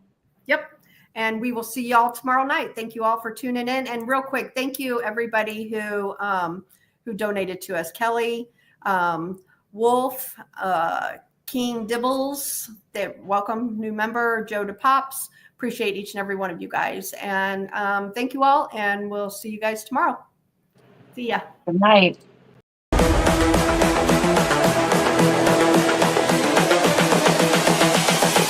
This is the future.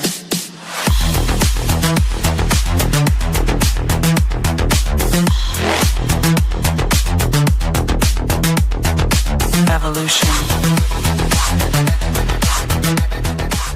The Crossing Realms Conference launches September 19th and 20th and will dock in Richmond, Missouri. This is already being called the event of the year, folks. With an unprecedented list of speakers and special guests, 2 days of cryptids, UFOs, and paranormal presentations, along with a celebrity-filled ghost hunt, meet and greet, gallery reading, vendors, and a film screening. This promises to be both educational and fun. Go to Eventbrite.com to secure your tickets and vendor slots before they are all abducted. They're going fast.